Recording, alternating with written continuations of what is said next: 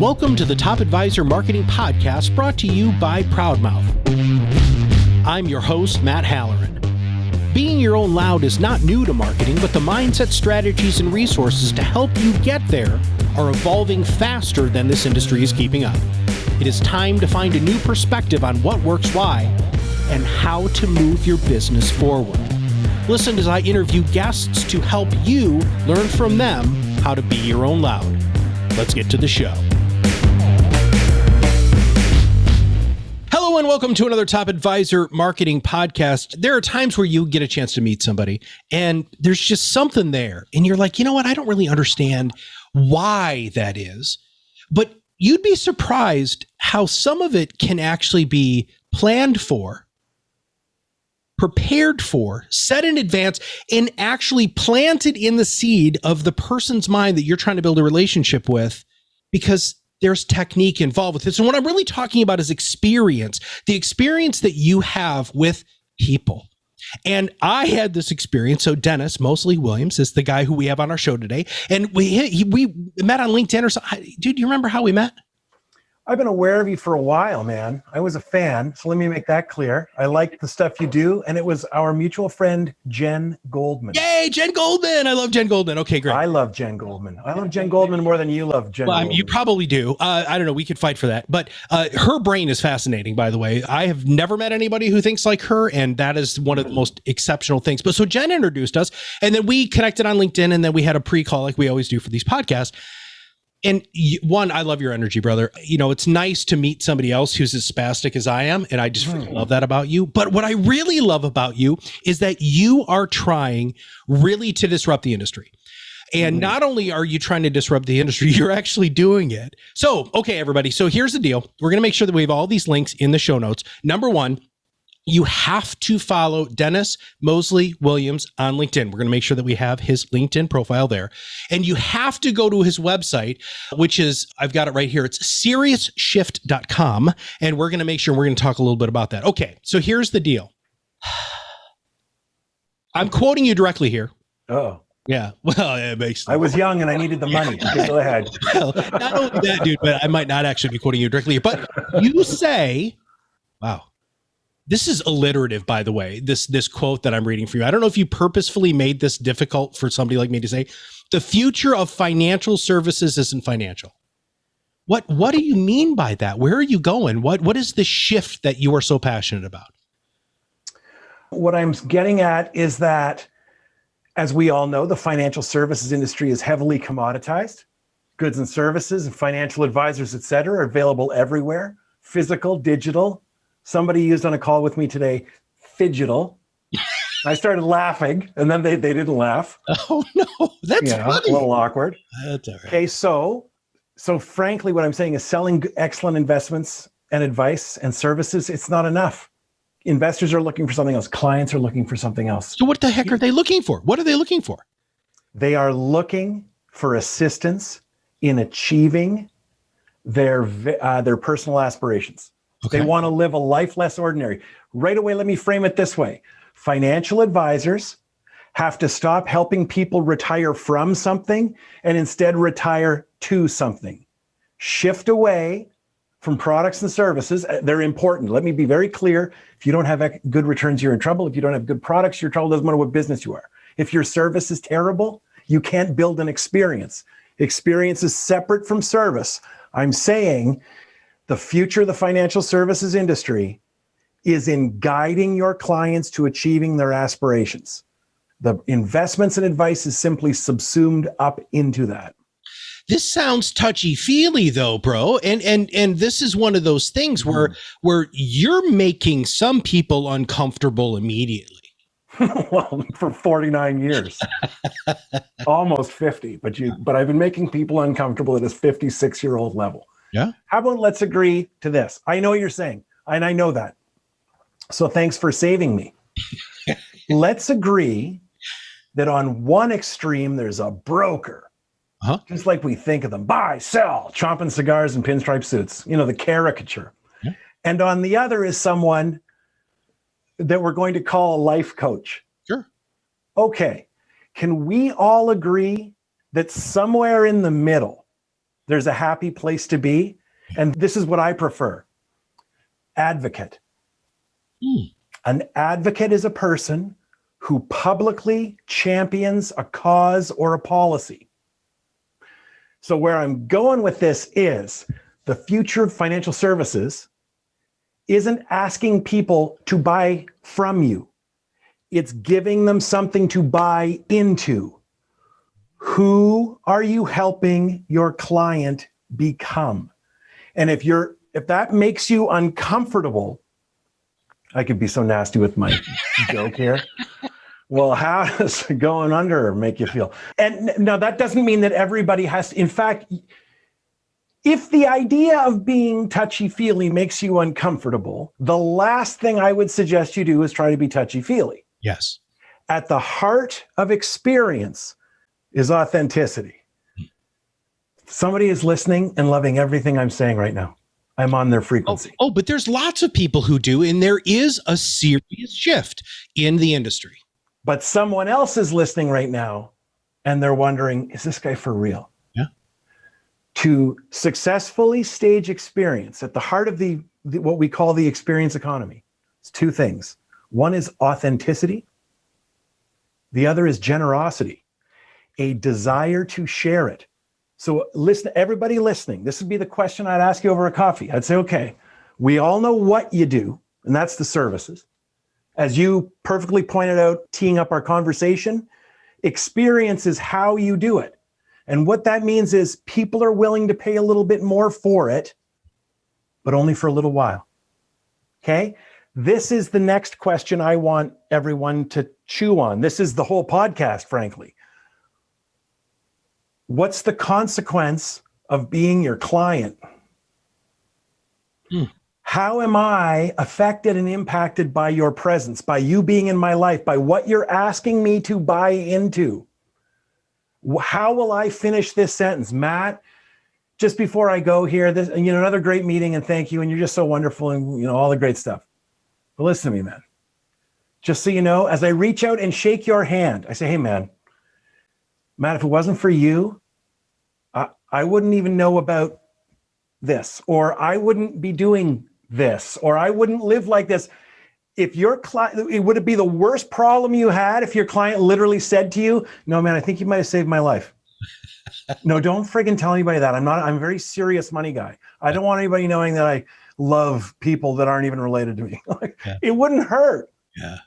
And whatever you believe in, you've got to plant a flag in that. Because there's loads of people that don't care about that flag. And then they immediately identify you as somebody they don't want anything to do with and they get away from you. But everybody says, that's me. I'm that guy too. They care about the same stuff as you. That's how you attract them. Right. But you can't attract that by selling them goods and services and competing on price. That's just not even interesting.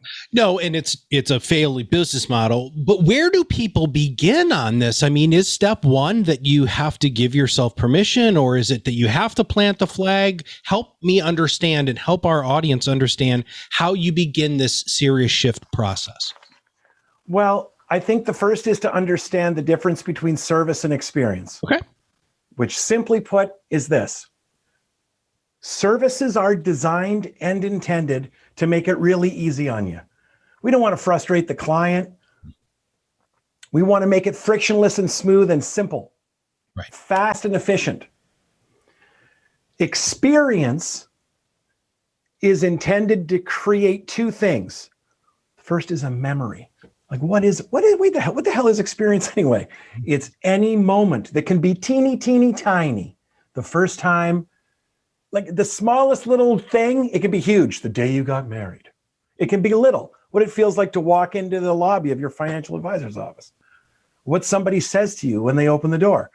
So long as it creates a memory, there was an experience. The second is a desire within you to linger. I could stay here all day. If you and I get to the end of this podcast and both of us are thinking, it's dinner time, then we've had a service. If it gets to the end and you're like, well, we went extra, it's like, right on, man, I keep talking. We're having an experience. So what advisors need to first do is recognize, okay, I need to be creating time well spent. And the second thing they have to do, okay, is tap into this idea of changing the offering. All of this financial planning stuff is happening. I'm doing it all okay. What's the outcome? Who is this helping my client become? And how can I move them there quicker? Dennis says, one day I want to retire and get a camper van and drive all around the world as an overlander. Okay, great. Today I can't actually do that. I'm running a business, such as it is, Matt. Yeah. I'm running a business. How can I get Dennis closer to that? How can I make that real for him, participate in it, et cetera, et cetera? So it really begins with coming up with this, a general awareness of what your secret is. What's this thing you want to teach? I remember walking into one of the advisors who I coached office and then walked into the room where they closed business, Dennis. And behind the advisor were books on how to close difficult people. Mm-hmm. Okay. So I'm setting you up because obviously there does need to be an objective perspective. Like I personally believe that paying somebody to experience what the client experienced, I mean, physically, not just mentally, spiritually, emotionally, and all this we're going to talk about today, is really, really important. But this begs the question, so many of us over the last 18 months, 2 years, however long this seems to be, 25 years of lockdown, things have changed. How does what happened now with Zoom and now so many people working virtually and all that stuff, Dennis, how does this it change the client experience? And does it really matter? Does that physical space matter in your mind as much as an experienced expert? Mm-hmm. Or is it more or less? More than ever. And everybody was getting it wrong to begin with. That's fantastic. Okay. All right, brother. Somebody funnier than me once said, an office is a place where you go to solve other people's problems. Oh. Not your clients, all the people around you. That the office is the most inefficient place in the world to work. I've always called my office the accelerator. It's totally different. Like the TARDIS from Doctor Who. Can appear anywhere in time and space. Yeah. You know? Don't think of the office as an office. Think of it instead as a stage. Ooh. We deliver services, but we stage experiences. I'm going to give you an example, okay? I just want you, I'm going to use an outside of financial service industry. I'm going to use the example of a hotel. Okay. Service experience, missed opportunity, apply it to your own situation. Back in the day, before this COVID event, which we're lifting out of, thankfully, I flew all the time. And it wasn't uncommon, as I show you my iPhone, it wasn't uncommon that I would get a text message on my iPhone the night before I was going somewhere saying, Dennis, would you like to check into your hotel now here in Pick a City, Chicago, Illinois? And I'd say, yes. And what they're doing is saving me some time and hassle. Yes? Yeah. And there's also a tiny little opportunity where they say, would you like to spend an extra $12 and get a corner room? Would you like to buy into the breakfast bundle or whatever? Nope. No, thank you. They now have turned my phone into a room key. Wonderful. That's service. Now stick with me. Okay. The Four Seasons would never do that. And here's why. The Four Seasons wants to create experiences which are memorable moments. So I said, you got to think about time differently. Mm-hmm. When you show up at the front door at the Four Seasons, there's a doorman. It's a moment. They're in a uniform. There's all kinds of sort of signals they're sending you about how fancy, pantsy, and comfortable everything is. And inside, think business-wise, the Four Seasons would never deny themselves the opportunity to make a connection with you at the front desk. It's theater, and you're just in it. You're just on stage, unaware. You are in complete immersive theater starring you. Now, go to a financial planning office. Change your frame of reference. Is it your workspace where you keep important papers and get things done and close the door and have conversations about like money and dying or whatever it is? Is that what it is? Or is it a stage? Remember the old show Fantasy Island? Yeah, dude. You have gray in your beard. I know we're singing. No, I totally know that. Yeah. Before Tattoo would point out the airplane, they'd all get into their places, and Mr. Rourke would go, look around. He'd go, smiles, everyone. He'd go, places, places. Yep. All work is theater. Every business is a stage. Are we having Dennis and Sherry come down to a financial planning meeting? We could do that on Zoom. Yeah. If you want me to come down, it has to be an experience. So for people listening, I'll give you like 4 questions to ask. Good. What do you want to teach me when I'm there? What am I going to learn? Experiences, mystery and wonder, suspense, surprise. Sherry and I are leading up to your meeting. What do you want us talking about? Do you want to say in this? I hope this doesn't take long. That's an office. Yeah. How about this? I wonder what Matt's going to say this time.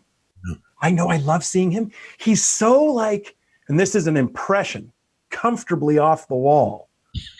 He's weirder than our normal friends, but he's not scary. He always teaches us something. Second question, how can you make it more fun? Yeah.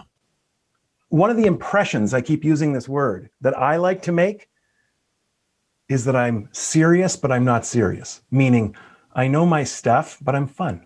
Yeah. The other is that I'm comfortably charismatic. Okay. It's like, I'm pretty shields down kind of guy. Okay. How can you make it more fun? Third one, very important. I'll tell you how you can do this. How can you momentarily transport your guest? How does that change the whole conversation, by the way? That's This fantastic. is my client. This is my guest. This is an investor. Guest, yes. Guest. Yeah. How can I transport my guest from one sense of reality to another? Holy, where did you just step off a pier, Dennis? No. Does it feel like a professional office I'm sitting in? Or now think about this secret you have. Think about this secret you have that you want to teach, this theme that informs everything you do. How are you signaling it to me when I'm sitting in your lobby? Part of how you might signal is just by turning off the money news on the biggest television I've ever seen in my life. I hate that. But where experience, I hate that theme bubbles, but where experience comes in is, just stick with me because there's still one more question. Well, what should we put on that big TV? Let me show you the problem with our whole industry. Here's the answer. As I've heard it shared, put on HGTV, Home and Garden Television. Heard that too. Nobody dislikes that. Okay, you ready? Pause. Experience. Don't service me. Don't give me some general thing that doesn't turn anybody off. What do I want to see on the TV? Put that on there. I want to see what I want to see on the TV and nothing but. So imagine if I walked in, or I walked into your lobby, financial advisor listening out in the blogosphere. I walk into your lobby. Imagine if I looked up and on the pictures, this TV behind me, brother, this thing is huge. It's big enough to have like a gravitational pull. So it's pulling me into it. It's 55 inches. Woo! Costs $280 Canadian. That's like negative $11 US. This thing was delivered here by whomever, they just left it at the door. My point is, hear me out. You could have 3 or 4 of these in your office lobby as your art. And imagine if I sat down and all I saw on that table were my hopes and dreams, on these screens, I mean. So I'm sitting there thinking, how does he know that? And here's a last question. What can you do to make your client want to linger? What do you want to teach them? How can you make it more fun? How can you shift me from one reality to another to get me thinking about the future? Okay. And the last one, how can you make me want to linger? Imagine getting to your meetings early because I want to be in your lobby. Now, one last little piece. I said, think differently in time. Go back to that hotel example. There's the stage of experience before it ever starts. That's when they're at their house and they haven't come to see you. How can you create some mystery there, some wonder? How can you send them a signal about what you're really about? What's that thing you want them to buy into? I think she is this kind of person. I think she's really about living smart and, with positivity. There's signals being sent. The entering stage is the 2nd of 5 stages. What's it feel like to walk in? Mm-hmm. What's the first thing they see? Do they see a receptionist that's sitting at a desk that says, good morning, can I help you? Or do they see somebody standing up who looks at you and says, Mr. Halloran, how are you? I'm Dennis and I work with Julie. Engagement stage is when it's on How can you use those 4 questions to turn it into something that's fun and they learn? Exiting, and then of course extending. So, it's a long way around the mountain here, but to remind everybody, the question that kicked this off is, what's the first thing to figure out? It's like what you're asking them to buy into. It's easier to endorse a movement, a feeling, an idea than it is a product or a service. Sure. Dennis is helping us get our finances in order and our life and our thinking in order. We're happier because he's sort of teaching, behavior finance stuff. He's teaching us how to think and see the stuff differently, teaching us stuff that's interesting instead of just reporting on performance. Every advisor I've ever worked with, when we talk about their favorite client, Dennis, that's what they've done. Why does it seem still so elusive to them that when they're sitting down with Judy and Jim and Judy, you have changed Judy's thinking life, where they're going, what their life will be like after the meeting. Why does it still seem so elusive that they hard reset when the next client comes in and they go back to the same stuff and they wonder why those other people aren't their favorite client? Because they don't work with enough favorite clients. They get sucked into, it's not just niche marketing. My little formula has been niche, weird. Okay. So you have to be as specific and as precise as absolute possible. Okay. There's all kinds of financial advisors. Who do you work with? Forward-thinking financial advisors who are convinced there's an easier, more enjoyable way to attract clients for life and keep them. It's like, oh, that's a lot different than people looking to grow. So no, it's courage. And I'm not trying to take a swipe at anybody. Today, am I allowed to share the date of recording? Absolutely. Today, Wednesday, July 21st at noon Eastern, I had a conversation with a friend of mine who was a wholesaler. And he let me know, his name will remain nameless. He let me know he's going to go to the other side of the desk, become an advisor. Oh, we talked. Oh, great. Good for him. We talked about he's earned the right. He should do so, for all kinds of reasons. It's great. So we go through all the scenarios and everything I know about this. Okay. And, I said, but can I tell you what I do? You haven't asked, but can I just tell you? I just start from zero. I wouldn't buy a book. No. Okay. And he went, really? And I went, how many clients do you need? And he says, well, I think I need about 150. I went, no. You need one. Yeah. You just need one. Okay. You're trying to have conversations with people that make them uncomfortable. Not politics, religion, or how I raise my kids conversations, which I have stumbled into a few. No, questions about, when you were 13 years old, no, 14, my eldest daughter, we'll use Ella. When you were 14, what were you pretty sure you were going to grow up and do? What about your life right now would surprise your 14-year-old self the most in a positive way? What about in a negative way? Like, why aren't you doing these things? Why do you believe this or think this or behave this way? If all you were really actually measuring in terms of performance was happiness and fulfillment, oh my goodness. Yeah. You'd be a much more valuable advisor. And then I hate to cheapen what I just said by pointing out this obvious fact. I bet most of your clients have no idea when you've technically done a great job for them. Oh, I absolutely agree with that. But if you can interact with clients as often as possible, so I actually advocate for this really, really weird thing, which is spend as much time with your clients as possible. People who like to socialize with their clients have a really obvious advantage over those that don't. Because obviously client events are other opportunities, stages to connect with your client and let them in on that secret you're trying to share.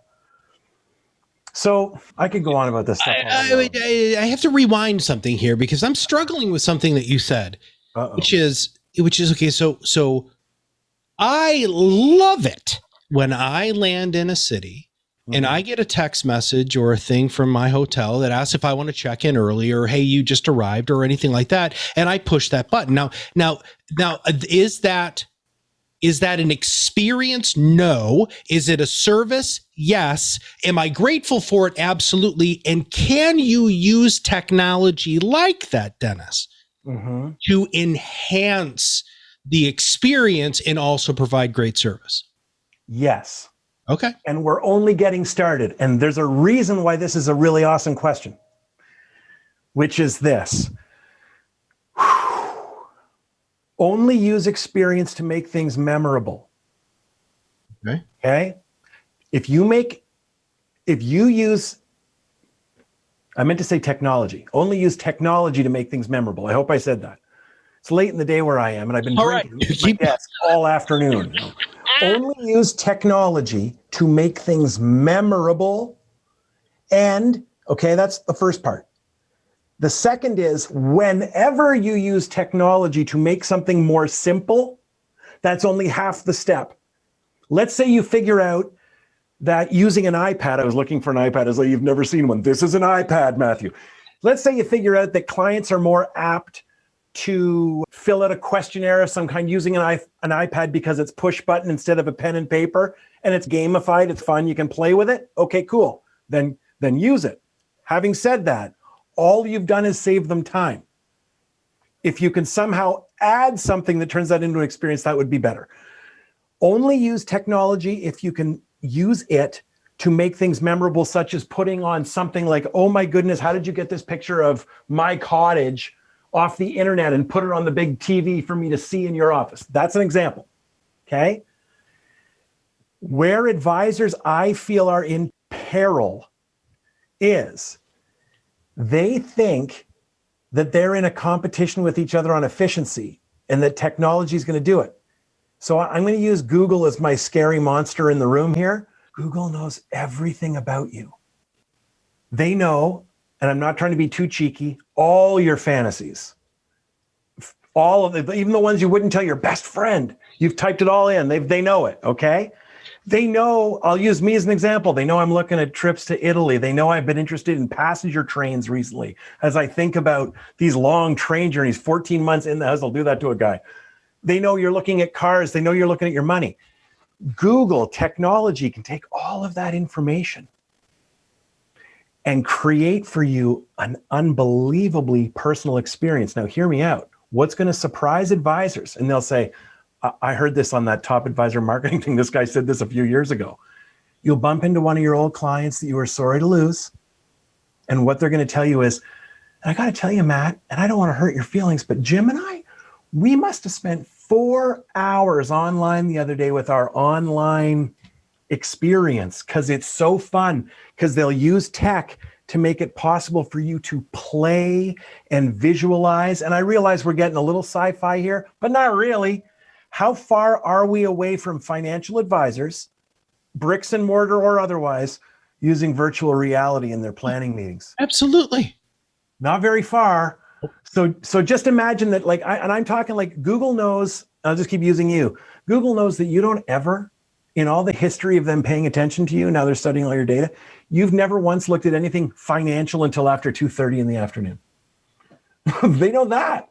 They know what you like to call it, what you're thinking about it, what you're dreaming about. It's going to be incredible, man.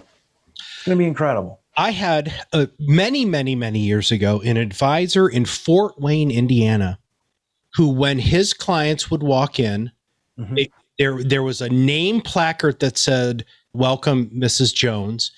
And on the TV, which wasn't a 55-inch like the one behind you, it's not that big. Sure. Was pictures of her at one of their events. And also interspersed in there were pictures of, they knew that she liked sunsets on the beach, right? They were the Google for this specific. And I remember when I walked in as their consultant, I was greeted with, "Welcome, Matthew Halloran." Immediately, "Hey, Matt, it's nice to see you." I mean, it wasn't one of those, "May I help you?" Screw that. They know who I am. And they had stuff up. They had pictures that they had gotten off of Facebook, which, some people would think is creepy. I didn't. I thought it was really cool that they took the extra time to take some pictures of my kids and ask me about the swim meet that my son just competed in. See, that to me is memorable. I'm going to linger. I'm not just going to linger with the advisor. I'm going to linger with that super cool person at the front desk who is talking to me and engaging with me about my life Is that what we're talking about? Is this, so this is, okay, here's what we're going to do. We're going to wipe the Etch-a-Sketch clean here, right? And I want you to close your eyes, Dennis, and I want you to picture, if you could picture the ideal financial services practice. And I know this is being very idealistic here in general, but I want you to tell our audience, if you could do it, what would it be? Curiously enough, my business partner was one time producing branch manager, and we talk about this all the time. And I said we should just start a little investment firm to manage like a small amount. It doesn't matter. Like I managed $30 million. Yeah. The story would be for 11 clients, and then I'd have this Petri dish that I could point to. Instead, of course, I can point to my clients' businesses. But here it goes. Okay. Yeah, it would be very, very small. My target market would be unassuming risk takers. Right. Okay, these would be two main groups. One group would be retirees who frustrate their children. Okay, these would be people who shouldn't travel, but they do. This would be people who absolutely know that they're going to die and they're okay with that. It's the getting old part they resent. These are retirees who are interested in new things, destinations, ideas, connections, and people. The other group of unassuming risk takers are nerdy consultants. Like you and me, buddy. Okay. Like guys that you'd stand beside in the grocery store and go, you'd never believe that this clown, okay, thinks about big things and helps people out. And so that would be my group. Okay. I don't want to get too much into the weeds. Now, let's have some real fun with experience economy. I'm cognizant of the time. Okay, Matthew, and everybody listening. Yeah. I don't want anybody out there going, oh my God, it's going to tell a 10-minute story here. The theme of my business would be exclusive, sophisticated, secret. Okay? The name of my investment firm would be Universal Exports. You know the reference? No. Okay, cool. Don't worry. My office would be in an out of the place location. The first time I ever meet you, I would meet you somewhere with someone you are very comfortable with. Remember who my clients are, unassuming risk takers. I need to meet your son that worries you're crazy. I need to meet the executor of your will, your lawyer, your accountant. The second time you meet, you're going to come to my office. That office is going to be in an industrial park. Okay? You're going to hear people shouting 2 bays down over a motor outside, arguing over $300, and there's a food truck in the parking lot. I might have sent a car, black, to go and get you. The guy who drove you there is an old retired fellow. I'll find him something to do. He's going to wear a suit and not talk a lot. If he can be just a tiny bit menacing, that'd be awesome. You're going to look at the door and the door says Universal Exports. And when you walk up, you're reasonably concerned. You're telling yourself, he told us it was going to be weird. He told us it was an industrial park. He told me I would be feeling this way, but I'm still feeling that way. This is all the enticing stage. Once you open that door is the entering stage. When you walk inside, what you will have just walked into is in your imagination conjure up like a field office for MI5. James Bond. Nice. You're not going to see people drinking martinis in tuxedos, but you're going to see me again, and I'll have a certain look, and so will everybody else there. Matthew, forgive me for asking. What's your wife's name? Angela. Oh, lovely. I have an Angela I share an office with. She's my favorite. Okay, so you're going to walk in and see this space. When you walk across, designed and intended this way, you're going to look to the end of that room. You know when you see those movies where they're like, it's a crime they're trying to figure out, and they've got like the bad guy in the middle, and they've got strings and everything leading? You're going to see yourself and Angela in the middle of it, and you're going to see that I'm building a case. I am staging a financial planning experience. The first time I meet you on the enticing stage, I'll have the right website, I'll have the right communication. That first meeting, I explain exactly what I do, who I do it for, etc. I help people live outrageous retirements. I work with unassuming risk takers. Matt, you're an unassuming risk taker. I appreciate what's on your shoulders. Just because you make it look easy doesn't mean you don't lie there and worry about it a little bit. So here's what I'm going to help you do. And I'm going to host events where I'll bring in resources that are going to help you get your brain on. I'm going to bring in this guy who wrote this book. I'm going to bring in this professor who talks about this. I'm going to bring in this life coachy, schedule-y person that works with type A people like us and helps us not get burned out. I'm going to bring in this therapist who helps on. Trust me, you would have no trouble endorsing me to everybody you know that wants this kind of thing. That would be I could go on. That would be it. And I've followed all my experience economy frameworks to do that. And the motif is James Bond. Nice. The theme, sophisticated, exclusive, secret. I hide my office. Dude, you're flying in the face of what everybody's being taught. I love this. It's wonderful. It's refreshing. And it's true because we can't just keep doing the same crap that we're doing because it's not what they want. It's not only, even if it was what they wanted. No, that's all I want. Okay, here's what else they want. I don't want to pay you to do it. No, I want exactly what you're doing. I just don't want you. And the part I don't understand is Dennis on the sidelines thinking, I could save you, but I can't want it more than you, is why you're trying to imitate the robo-advisor they're going to sack you for. Yeah. Here's what's going to happen. Google, I just use, because come on. Yeah. They're going to say, what do you got? And you're going to say, I have $1 million. And they're going to say, we'll pay you $10,000. Here's 10,000 cash. Give us your $1 million. We're going to make money selling you stuff. That's all. Oh, what do you got this year? $2 million. Here's 20,000. You mean you're going to pay me 10 grand once? Yeah, every January 1st, baby. Mm-hmm. The best. Welcome to the new year. Here's 10,000 bucks. Yay. They will pay you to grow your money, and they'll make money selling you. Oh, damn. What's that funny rice pot everybody wanted? That crazy pressure cooker thing? You know the one I'm talking about? I do, yes. It would have been funny had I remembered the name of it. They make them here in my town. They were invented in a suburb east of the city here. Oh, the Wonder Pot or whatever the hell it is. But whatever these tires, trips, train rides, a Peloton machine, they'll connect you to all their other clients. They're going to take, here's the good news. Right now. So if you typed into Google or whatever, what the hell's a meaningful life? I got nothing. Right this minute, you're still going to get an air file 404, whatever it is. I don't know what you're talking about. Stop being a machine. The money is just a tool that pays for stuff. It's the least interesting part of what you do for them. It's interesting to them at first when you point out things that you know how to do and what the wonderful payoff will be. Then it's not interesting.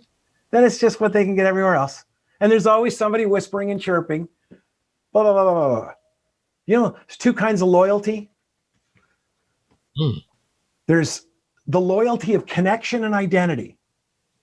Okay? That's the loyalty I have with my iPhone. Okay? Then there's the loyalty of fear and obligation. That's the loyalty I have for my mobile services provider. I'm not going to say who they are because I'm not saying nice things about them. I don't like them. I'd love to work with their competition, but it's such a pain in the ass. I don't know any other way to say it. I can't get rid of them. Plus, they bundled in my house, and now it's my cell phone and my house and the internet here, there, and everything else, that they've got all their hooks into me and I can't get out. So here's the deal. Ready? Well, that works, doesn't it? Yeah, but it's grotesque.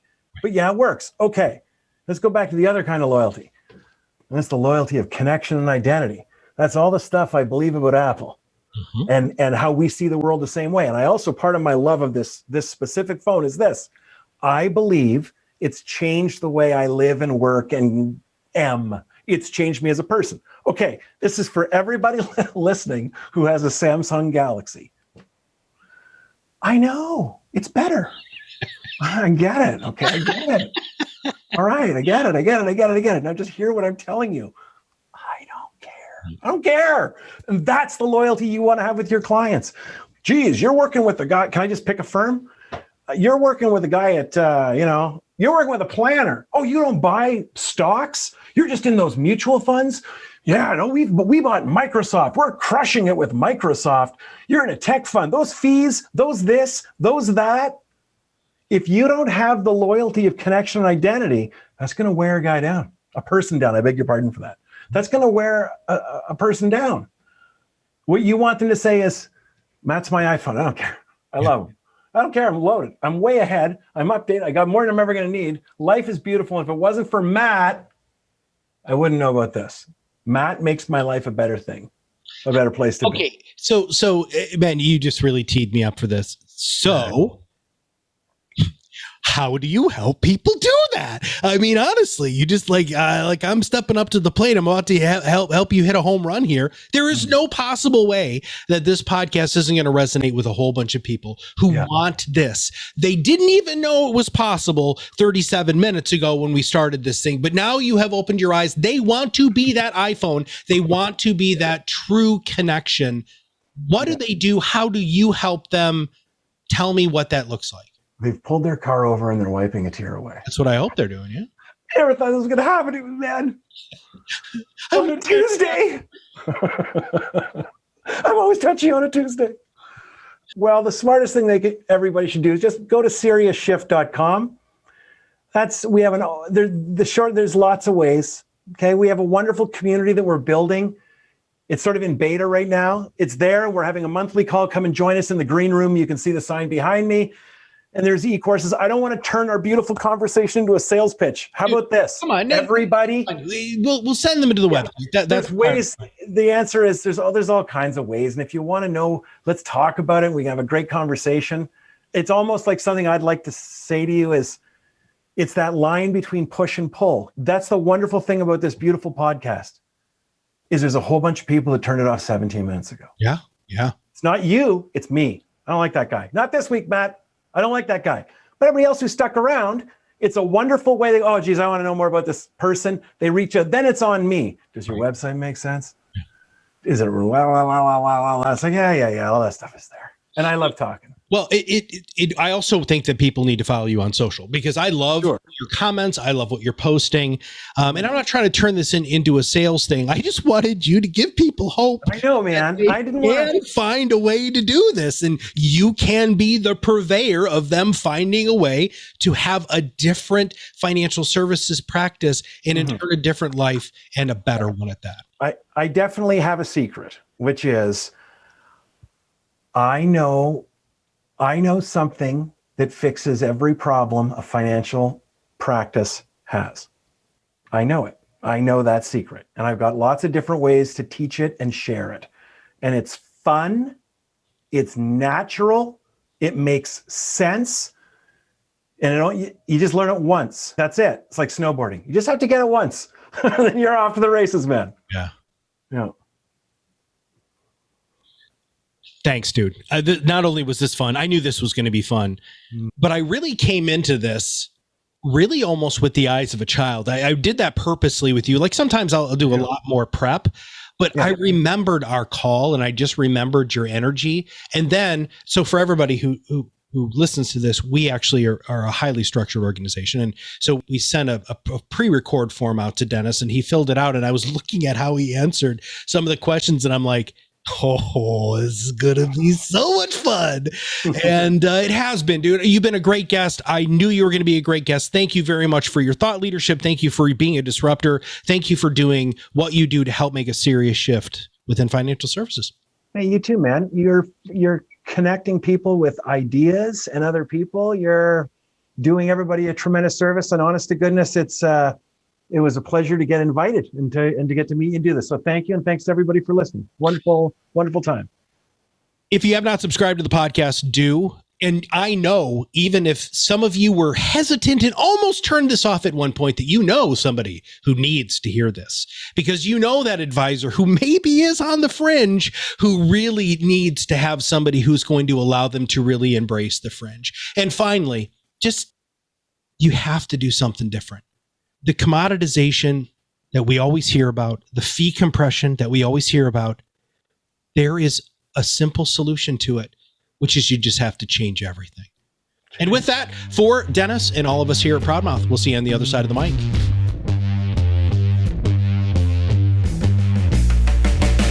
Thanks for listening to the Top Advisor Marketing Podcast, brought to you by ProudMouth. If you want to learn more about how you can be your own loud, visit our website, read our blog posts, attend our educational webinars, and sign up for our new Influence Accelerator Academy, where you too can learn how to truly be an influencer in your space. Have a wonderful day.